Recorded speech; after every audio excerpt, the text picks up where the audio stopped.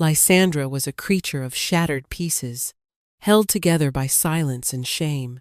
In the brutal hierarchy of the obsidian claw pack, she was less than nothing. She was an omega, a wolfless omega, a barren stain on a family name that had already been dragged through the mud decades ago. Her parents were gone, lost to a border skirmish that her uncle, the current Alpha Theron, called a necessary sacrifice. Lysandra called it a convenient tragedy. It had left him in power, and her in his shadow. The pack valued strength above all else, brawling prowess, the ferocity of one's inner wolf, the ability to bear strong pups. These were the currencies of worth. Lysandra possessed none of them. Her wolf had never manifested, leaving a hollow ache where a second soul should have been. The pack healers had declared her barren at 16, a final, damning verdict. She was a splinter in the pack's hide, a constant, irritating reminder of weakness. Her only solace was movement. In the secluded grove behind the pack house, where the weeping willows veiled the moonlight, she would dance. It was a secret, shameful thing, this twisting and turning of her lithe body to rhythms only she could hear. Dancing was useless.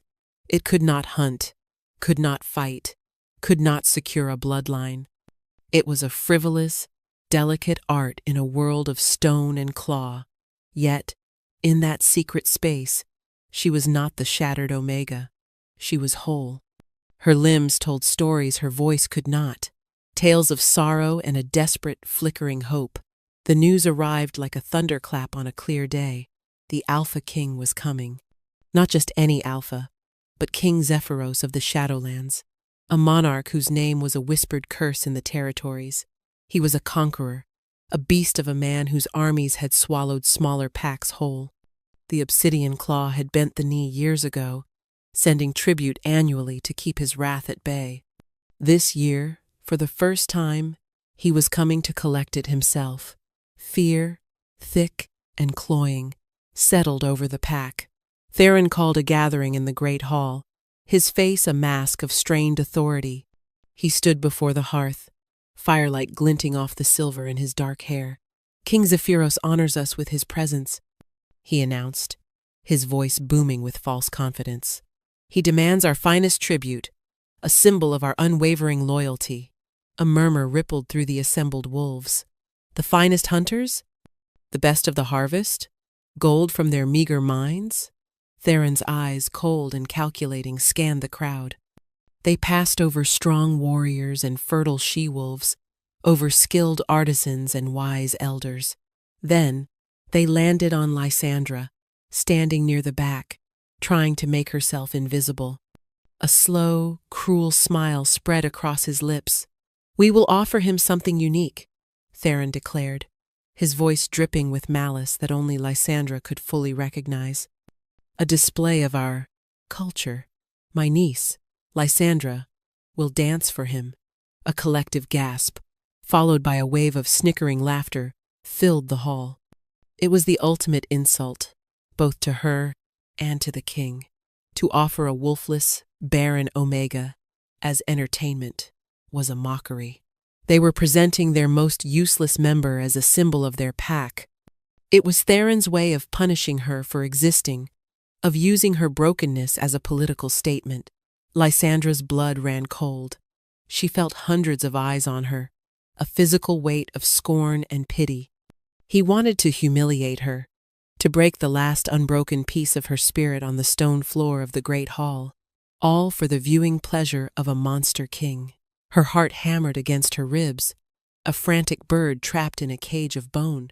There was no refusing an alpha's command. She was being led to slaughter, not by claw or fang, but by shame. The night of the king's arrival felt like the end of the world. A chilling wind swept down from the mountains that bordered the Shadowlands, carrying the scent of pine and something else, something wild and dangerous. King Zephyros arrived not with an army, but with only a handful of his royal guard, their black armor seeming to drink the torchlight. It was a testament to his power that he needed no more. He was larger than she had imagined, a giant carved from granite and shadow. His hair was as black as a starless night, and his eyes, when they swept the hall, were a piercing, glacial gray. A jagged scar ran from his temple down his cheek, a white line against his stern, unforgiving face. Power rolled off him in palpable waves, a suffocating pressure that made every wolf in the room, including Alpha Theron, lower their gaze. He did not sit on the throne Theron offered, but remained standing, a predator surveying his territory. "You have my tribute?" King Zephyrus's voice was a low rumble, the sound of rocks grinding together in the deep earth. It was a voice that expected and received absolute obedience. Theron plastered on a servile smile. "Of course, Your Majesty. We offer you a performance, a dance from the most unique of our pack." He gestured sharply toward Lysandra, who was being pushed forward by two of his guards. She stumbled into the center of the hall, her simple linen dress feeling as thin as cobwebs. The stone floor was cold beneath her bare feet. The silence was absolute, broken only by the crackle of the fire. She could feel the contempt of her packmates and the cold, analytical gaze of the Shadow King. This was it, the moment of her final public destruction.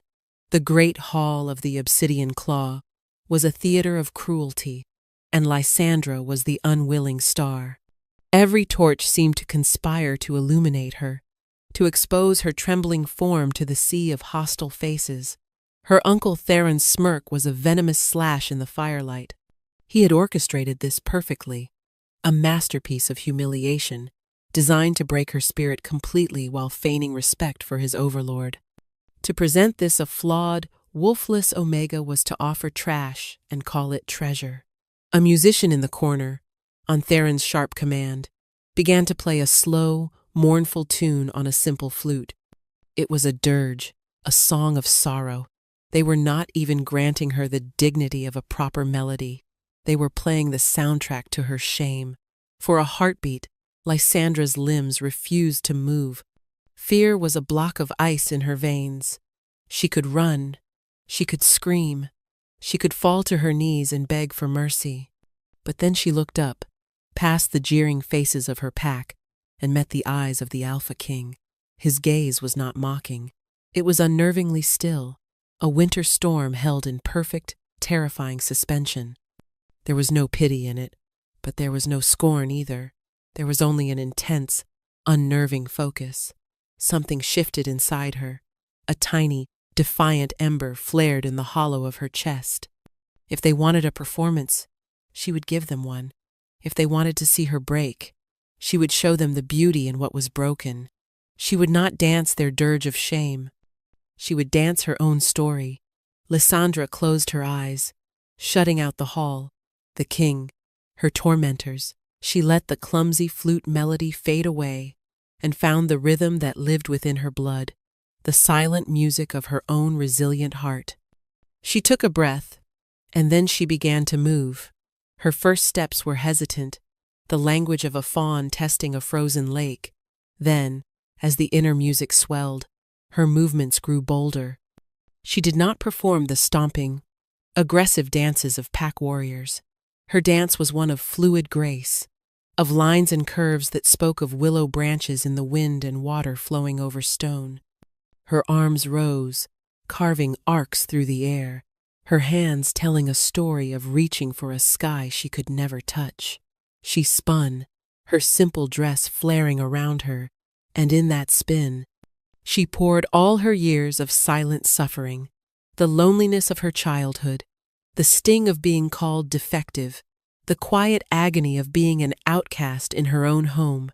It was all there, but mingled with the sorrow was a thread of pure, unyielding defiance. Her back arched, a gesture not of submission, but of strength. Her feet moved across the stone, not with the weight of despair, but with the lightness of a spirit that refused to be crushed. The snickering in the hall died away, replaced by a stunned, disbelieving silence. The wolves of the Obsidian Claw had only ever seen her as a clumsy, withdrawn girl. They had never seen this creature of raw, aching beauty. They did not understand what they were seeing, but they could not look away. From Zephyros's perspective, the world had narrowed to the girl in the center of the room. When she had been pushed forward, a frail thing in a threadbare dress, he had felt a familiar surge of irritation. Theron was a fool, playing a dangerous game. Did he think Zephyros, the king who had toppled mountains and silenced armies, would be amused by this pathetic offering? He was about to voice his displeasure, to perhaps make an example of Theron for the insult, when she had begun to move, and everything stopped. For years, Zephyros had lived with a constant storm inside him, a gnawing, tearing beast of shadow and rage that was his curse, his secret shame. It was a ceaseless cacophony of pain and fury that left him isolated, untouchable, perpetually on the edge of losing control. He had built walls of ice and iron around his soul to contain it. But the girl, her dance was like a single, perfect note of music that cut through the hurricane. As she moved, a strange, unprecedented quiet fell over the beast within him. The tearing claws seemed to loosen their grip. The roaring faded to a distant hum. He watched the lines of her body, the sorrow and strength in her expression, and for the first time in a decade, he could breathe without feeling the serrated edge of his own inner darkness. He saw not a weak Omega, but a survivor. He saw a grace that was a form of power he had never encountered before. It was not the power of fang and claw, but it was power nonetheless. When her dance ended, she stood with her chest rising and falling, her head bowed, awaiting the inevitable judgment. The silence in the hall was absolute, heavy with confusion and a strange new tension. King Zephyros took a step forward, the sound of his boots on the stone echoing like a death knell. He ignored Theron, who was now looking pale and uncertain. He walked until he stood directly before Lysandra. She forced herself to look up at him, her heart pounding a frantic tattoo against her ribs. This was it. He would strike her down for the mockery, or dismiss her with a contemptuous word. His glacial gray eyes held hers. The storm was still there, deep within them, but now she could see something else, a flicker of something. Not kindness, not yet, but a raw, consuming curiosity. "You," he said, his voice a low command that vibrated through her bones. "You are the tribute." It was not a question. It was a declaration. Theron's jaw dropped. "Your Majesty, she is nothing." A faulty Omega, wolfless, useless. Zephyros's head snapped toward him, and a low growl, more animal than man, silenced Theron instantly. The sheer murderous intent in that sound made every wolf in the hall flinch. "I have made my choice," Zephyros stated, his eyes never leaving Lysandra. "She will return with me to the Shadowlands." The shock in the room was a physical force. He was not just accepting the tribute. He was claiming her. He was taking their broken toy and declaring it his prize. Lysandra could only stare, breathless, as the feared Alpha King, the monster from the legends, sealed her fate with 4 simple words, dragging her from one cage only to throw her into another, far more terrifying one. The journey to the Shadowlands was a silent, grim affair.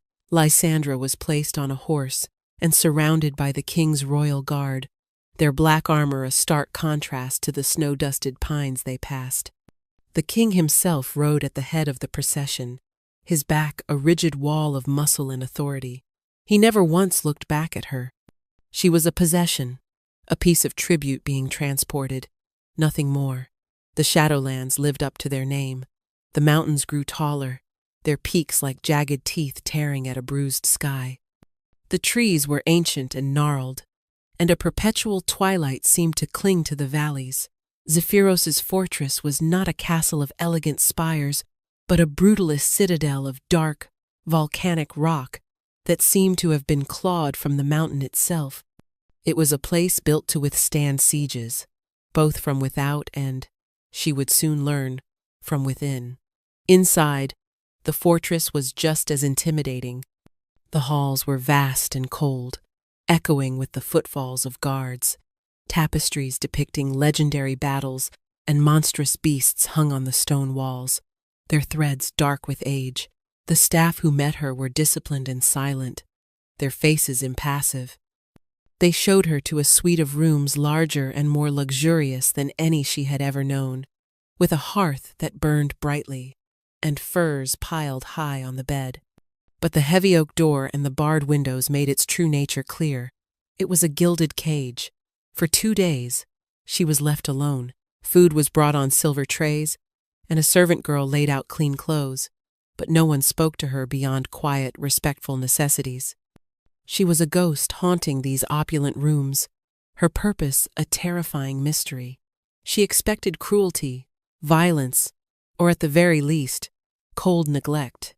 This respectful confinement was somehow more unnerving. On the evening of the 3rd day, the summons came. A guard, his face a mask of stone, appeared at her door. "The king requires your presence." Her heart leaped into her throat. Led through winding, torch-lit corridors, she was brought not to a throne room or a formal hall, but to the door of the king's private chambers. The guard opened it and stepped aside, leaving her to enter alone. The room was stark and masculine, dominated by a massive hearth and a table littered with maps and daggers. Furs were thrown over heavy, dark wood furniture. The air smelled of wood smoke, old leather, and the faint, sharp scent of ozone, like the air after a lightning strike. King Zephyros stood by the fire, his back to her. He had shed his armor, and in a simple black tunic and trousers, he seemed both less and more intimidating. The sheer, coiled power of his physique was impossible to ignore. He turned slowly, and her breath caught. The firelight carved deep shadows onto his face, accentuating the harsh lines and the scar. In his eyes, she saw an exhaustion so profound it looked like a physical wound. A fine tremor ran through his right hand, which he quickly clenched into a fist at his side. He was fighting a battle she could not see. He did not ask her to approach. He did not ask her name. His voice, when he spoke, was rough, strained. "Dance." It was a command, not a request. Lysandra flinched. Here, in the suffocating intimacy of his private room, there was no music, no audience save for the tormented king. Fear warred with a strange flicker of empathy for the pain she saw in his eyes. She nodded mutely, her throat too tight to speak. She moved to the center of the room, the thick fur rug soft beneath her feet. Taking a shaky breath, she closed her eyes and sought that inner rhythm once more. This time, the music she found was softer, more questioning. It was a melody of uncertainty and survival. Her movements were less about defiance and more about a quiet plea for understanding. She danced the story of a caged bird, not beating its wings against the bars, but finding a small measure of freedom in its song. She did not know how long she danced. She lost herself in the motion, the only way she knew to cope with the terror and confusion that swirled within her. When she finally slowed, her limbs aching and her breath coming in soft pants, she opened her eyes. Zephyros had not moved from his spot by the fire, but the change in him was startling. The rigid tension in his shoulders had eased. The deep lines of pain around his eyes had softened. The tremor in his hand was gone. He was watching her with that same unnerving intensity, but the glacial ice in his gaze had thawed just enough for her to see the weary man beneath the monstrous king. He said nothing. He simply gave a short, sharp nod of dismissal. It became their ritual. Every night, the silent guard would come for her. Every night, she would be led to the king's chambers. Every night, he would utter that single raw command, "Dance." And she would. She danced of forgotten memories, of winter thaws, of the flight of a lone hawk against a gray sky. She danced out her fears, her loneliness, her resilient, stubborn hope. And every night, she watched as the simple act of her movement seemed to soothe the violent storm within him. He never touched her. He rarely spoke, but in the quiet moments after she finished, a strange, fragile connection grew between them in the charged silence. She was his prisoner, his tribute, but she was also, she was beginning to realize, his medicine. And she had no idea what sickness she was meant to be curing. Whispers were the currency of Zephyros's fortress, and Lysandra slowly began to accumulate a small fortune of fear and rumor. The servant girl who brought her meals, a young woman named Mira with kind but terrified eyes, was her primary source. At first, Mira would only dart in and out, her head bowed. But as the days turned into weeks, she would linger, answering Lysandra's hesitant questions in a hushed voice. "The king, he is not well," Mira had confided one morning, her hands trembling as she set down a tray of bread and cheese. "He has a temper, an affliction. Sometimes, at night, the castle shakes. We hear him roaring, not like a wolf, but like something else, something older and darker." Lysandra learned that Zephyros never took meals in the great hall. He rarely met with his own council. He had never taken a mate, nor even a consort. He was a king who ruled from the shadows of his own chambers, utterly and completely isolated. "No one touches him," Mira whispered, her eyes wide. "Ever. It is the first rule of the castle." This knowledge cast their nightly rituals in a new, more dangerous light. His torment was not just emotional, it was physical, volatile. Her dancing was not just a comfort, it was a leash on a beast she had yet to truly see. One afternoon, she was met not by Mira or a guard, but by a man whose presence was second only to the king's. He was tall and lean, with hair the color of sand and calm, intelligent eyes. He wore the black and silver of the royal guard, but with an air of command. "I am Corvus," he said, his voice even and direct, "the king's beta." He studied her not with scorn, but with a cautious, assessing gaze. "His Majesty is more settled since your arrival. The tremors are less frequent. The nights are quieter." It was the first acknowledgement from anyone that she was having an effect. Lysandra did not know what to say. "I do not know what you are," Corvus continued, his expression unreadable, "but you are playing with a fire that has consumed everyone who has ever gotten close to him. Be careful, the quiet in a storm is often the most dangerous part." His warning was not a threat, but a genuine expression of concern, which was almost more frightening. The fragile peace of their routine was shattered by the arrival of a delegation from the Obsidian Claw. Lysandra's heart seized with ice when she saw who led them. Her uncle, Alpha Theron. He strode into Zephyros's throne room, a cavernous, intimidating chamber where the throne itself was carved to look like a snarling wolf, with a practiced air of deference that failed to mask the cunning in his eyes. "King Zephyros," Theron said, bowing low, "I have come to discuss the redrawing of our shared border, and to inquire after the well-being of my delicate niece." His gaze slid to where Lysandra stood beside the throne, a position Zephyros had silently commanded her to take. It was a clear, unspoken statement of possession. "She is well." Zephyros's voice was flat, devoid of emotion. Theron's eyes glinted with malice. He took a step toward Lysandra, his lips curling into a familiar, condescending smile. "Lysandra, my dear, you look pale. This harsh mountain air must be difficult for one so frail." He reached out as if to touch her arm, a gesture of familial concern that was, in truth, a blatant act of dominance.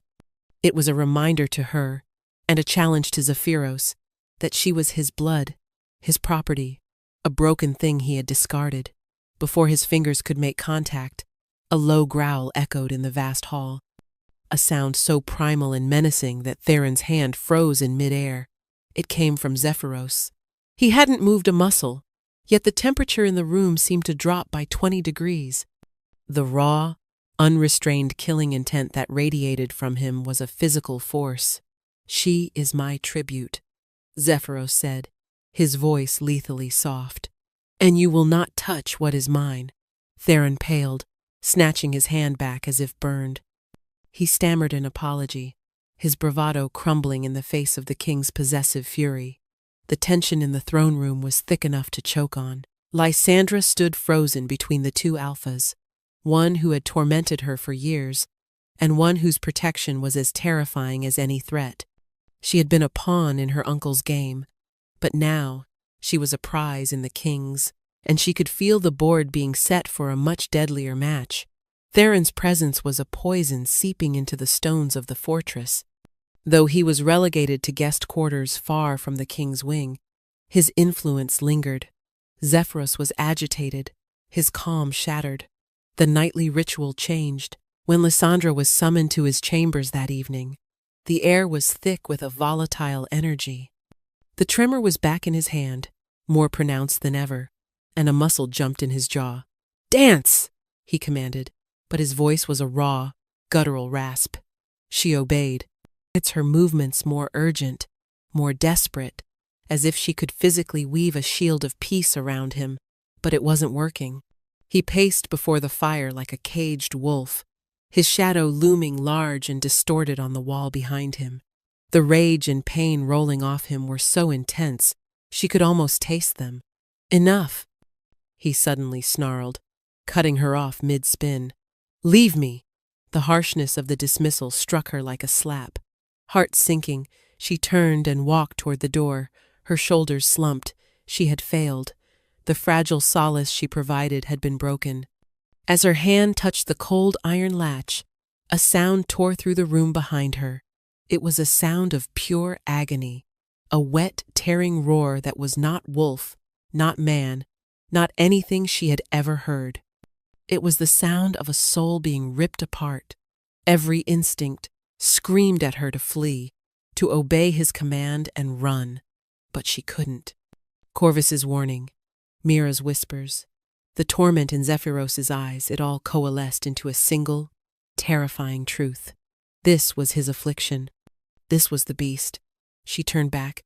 Zephyros was on his knees, his body convulsing.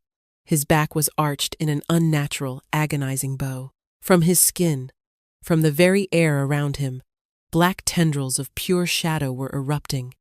They writhed like living things, clawing at the air, solidifying and then dissolving, hissing with a sound that scraped at her hearing. His form seemed to shimmer and distort, caught between man and something else.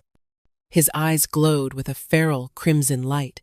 He lifted his head, and the face that looked at her was a nightmare mask of his own, twisted by a monstrous power. "I said, 'Leave,'" he roared, his voice a horrifying duet of his own, and a deeper, more demonic tone. Fear, cold and absolute, washed over her. But beneath it, a strange, inexplicable pull resonated within her chest, a hum that seemed to answer the violent thrumming of the shadows. She saw past the monster to the man trapped inside, the man whose pain she had been soothing for weeks. He was not a beast to be fled from. He was a soul in torment. Instead of running, she took a hesitant step forward. She began to hum, a soft, low melody, the tune she had danced to that first night, the one she held in her heart. The effect was immediate. The writhing shadows stilled for a fraction of a second. The crimson light in Zephyros's eyes flickered, a hint of his own glacial gray breaking through. He stared at her, his monstrous features contorted not just with rage, but with utter, stupefied disbelief. She was not running. She was not screaming. She was singing to his demon. In that moment of shocked lucidity, he saw her not as a tribute or a cure, but as the bravest soul he had ever encountered. The next day, a fragile calm had settled. Zephyros was himself again, though pale and drained. The confrontation came in the cold light of the throne room. Theron, emboldened by what he likely perceived as the king's instability, was making demands about trade routes, his tone bordering on insolent. And as the alpha of a sovereign pack, "I must insist," Theron was saying. "You are the alpha of a vassal pack." Zephyros cut in, his voice like ice. "And you will remember your place." He stood, descending the few steps from his throne. He stopped beside Lysandra. "My tribute seems to have forgotten her manners. Perhaps a reminder is in order." Before anyone could react, Zephyros moved. He didn't touch her. Instead, a single, deliberate tendril of shadow detached from his own and slithered through the air to gently brush against Theron's cheek. It was colder than grave dust, a touch of pure, otherworldly dread.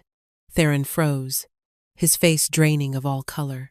He had just witnessed forbidden, monstrous magic used with casual, terrifying control. It was a silent, undeniable threat.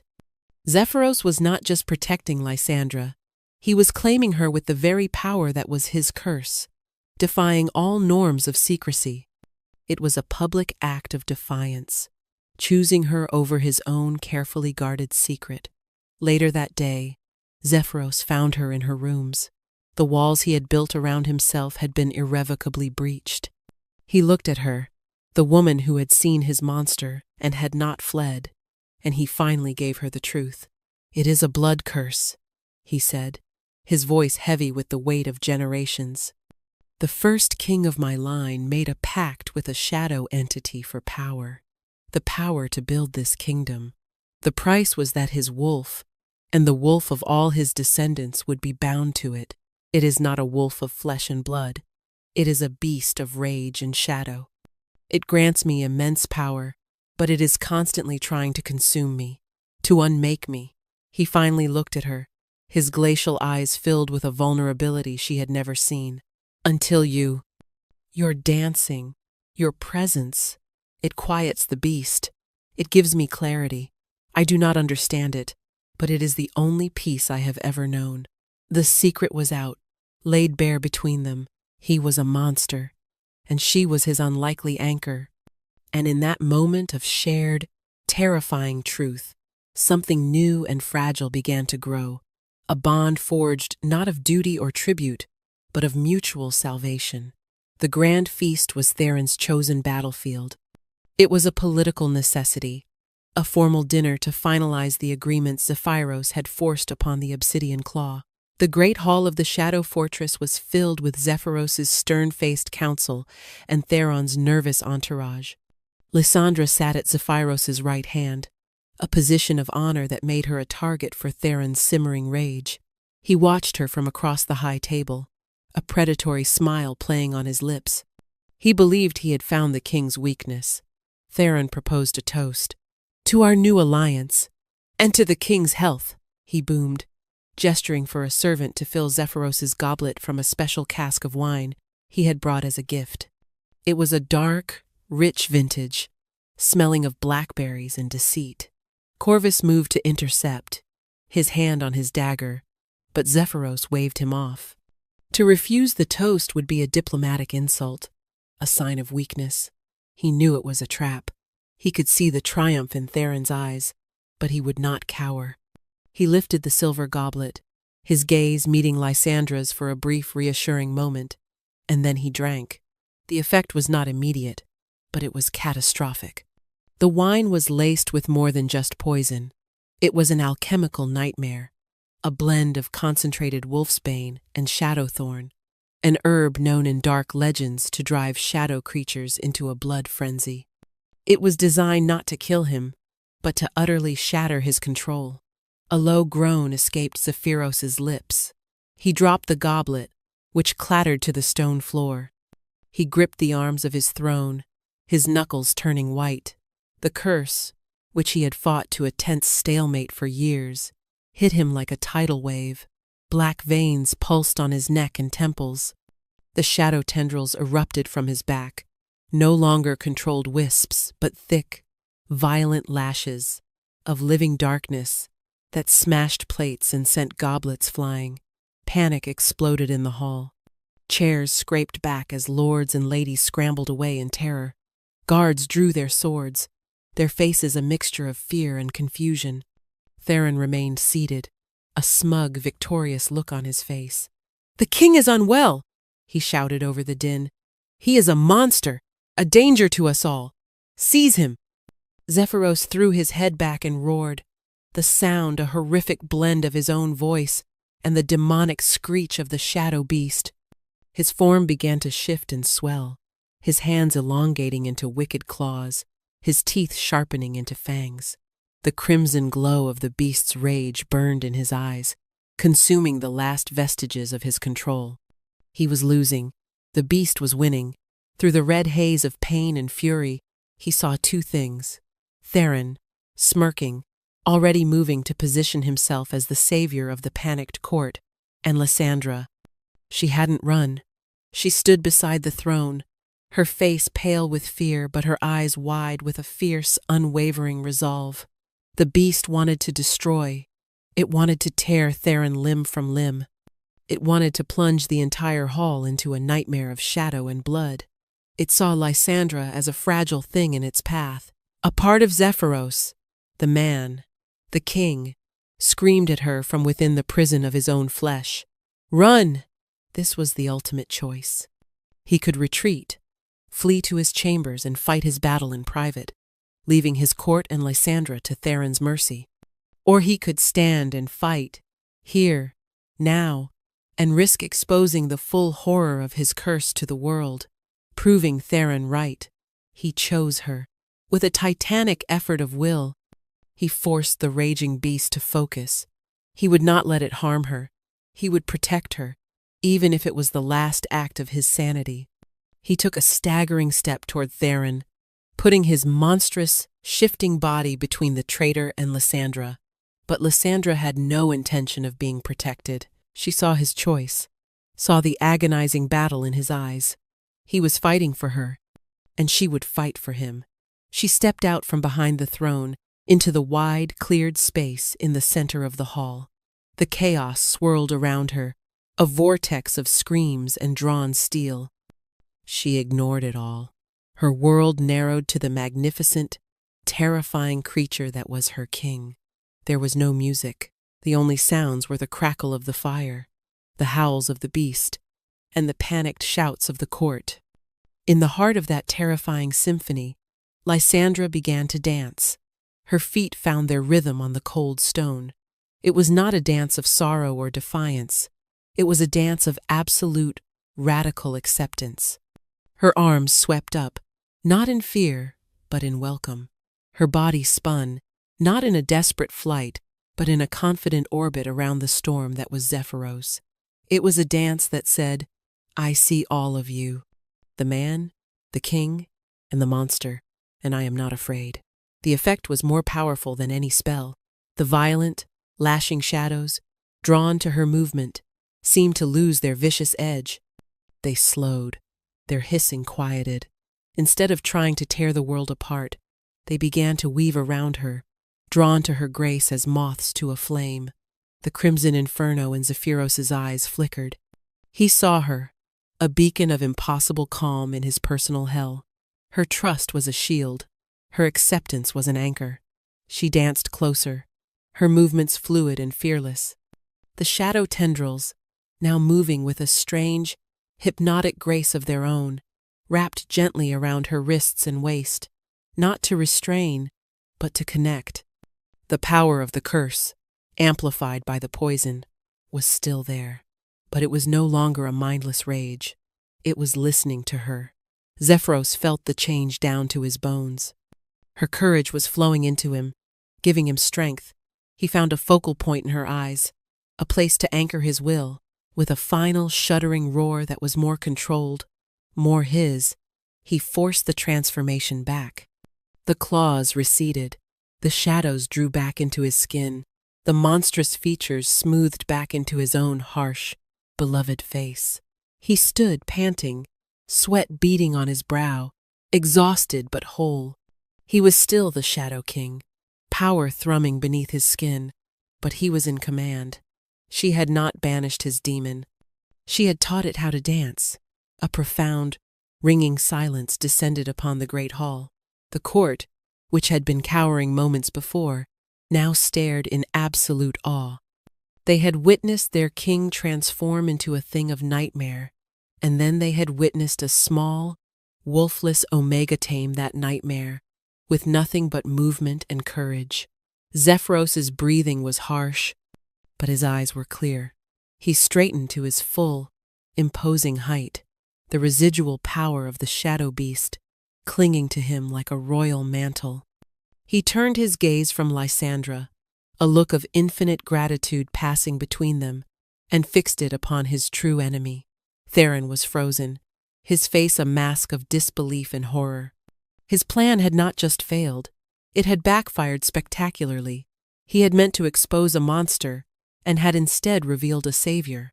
Slowly, Zephyros raised a hand, his fingers still tinged with shadow. He pointed directly at the trembling Alpha. "Traitor," he said. The word was not shouted. It was a low, cold pronouncement of doom that carried more weight than any roar. That single word broke the spell of shock. Corvus was the first to move. With a sharp cry of, "For the king!" he and the royal guard surged forward. Theron's few loyalists made a pathetic attempt to defend him, but they were quickly and efficiently subdued. Corvus himself slammed Theron against the high table, twisting his arms behind his back. "The wine cask," Zephyros commanded, his voice regaining its full authority. A guard brought the cask forward, and a royal taster, his hands shaking, analyzed a sample. "Shadowthorn and wolfsbane, my lord," he confirmed, his voice trembling. "A potent, forbidden concoction. Enough to drive any wolf mad with rage." The evidence was irrefutable. Theron's plot was laid bare for all to see. He spat and struggled in Corvus's grip. "She's a witch," he shrieked, his eyes wild with desperation. "She has enchanted him. That thing should have torn you all apart." Zephyros walked calmly toward him, the crowd parting before him like the sea. He stopped before his defeated foe. "She is not a witch," he said, his voice dangerously quiet. "She is my queen." He looked back at Lysandra, his expression softening into something no one in his court had ever seen on his face before. Pure, unadulterated love. He turned his attention back to Theron. "You sought to use my curse against me. You will now experience a curse of your own." He placed a hand on Theron's forehead. A pulse of black energy flowed from him, and Theron screamed. "You value the strength of the wolf above all else, so you will live without it." Zephyros stripped Theron of his alpha status, severed his connection to his wolf, and banished him, casting him out to live as a wolfless rogue, the very fate he had so despised in others. With the threat neutralized and the traitor dragged away, Zephyros turned his full attention to Lysandra. The court watched, holding its collective breath. This was a moment that would redefine their kingdom. He walked to her, his long strides eating up the distance between them. He did not stop before her. He knelt. The Alpha King, the conqueror of the Shadowlands, the man who bent to no one, knelt on the cold stone floor before the Omega he had taken as tribute. A collective gasp swept the hall. "Lysandra," he said, his voice raw with emotion as he took her hand. "You called me a monster. You were wrong. I was just a man lost in a storm. You are not my medicine. You are my anchor. You are the eye of the hurricane. You are my salvation." He looked up at her, his glacial eyes shimmering with unshed tears. "You are my mate." He rose, and before the stunned eyes of his entire court, he lowered his head and gently, reverently, bit the juncture of her neck and shoulder. It was not the savage, claiming bite of a possessive alpha, but a tender, sacred act. A mark bloomed on her skin, a swirl of shadow and light, a perfect, intricate pattern that seemed to hum with a quiet power. He pulled back, his forehead resting against hers. A new strength flowed into Lysandra, the power of a Luna, the might of the Shadowlands, all of it tempered by her own unique grace. She was no longer the shattered Omega. She was the Shadow Queen, a lone lord, then another, and then the entire court dropped to one knee. They were not bowing to the wolfless girl from a disgraced pack. They were bowing to the woman who had brought light to their shadows, the Luna who had calmed their king's demon and, in doing so, had saved them all. Their kingdom would no longer be defined only by strength and fear. It would now be defined by a new, more profound power, the power of grace. 1 year later, the fortress of the Shadowlands was transformed. Where once there had been only bare stone and grim tapestries, now ivy climbed the walls of the inner courtyards, and vibrant flowers bloomed in stone planters that Lysandra had insisted upon. Laughter, a sound once foreign to these halls, could now be heard echoing from time to time. The kingdom was not softer, but it was stronger, its foundations reinforced by a newfound balance. Zephyros was a changed man. The curse was not gone, but it was no longer a curse.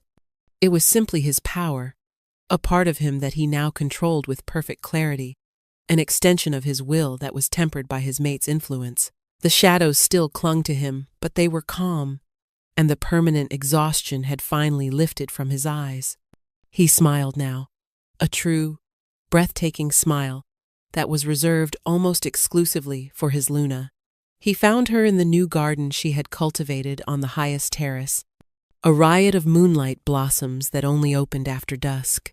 She stood watching the stars, a soft shawl wrapped around her shoulders. He came up behind her, wrapping his arms around her and resting his hands gently on the swell of her belly. "He is restless tonight," Zephyros murmured, his lips brushing her temple. He could feel the faint, fluttering kicks of their unborn son against his palm. Lysandra leaned back against his solid warmth, a contented sigh escaping her lips. "He is your son. He is merely practicing his battle cries." Zephyros chuckled, the sound a low, happy rumble in his chest. A miracle. The healers had all called her barren, a vessel sealed by fate. But fate, it seemed, had little power against a love forged in shadow and light. Their child, the heir to the Shadowlands, would be born of both a prince with his father's strength and his mother's grace. She turned in his arms, her hands coming up to cup his scarred, beloved face. "They called me useless," she whispered, her eyes shining with tears of joy. "They said my dancing served no purpose." Zephyros caught a tear with his thumb. "Your dance did not just serve a purpose, my love," he said, his voice thick with emotion. "It redrew the stars. It saved a kingdom. It saved me." He bent his head and kissed her. A long, slow kiss under the silent watch of the moon. A king and queen who had found their perfect, impossible rhythm in a world that had only ever known discord.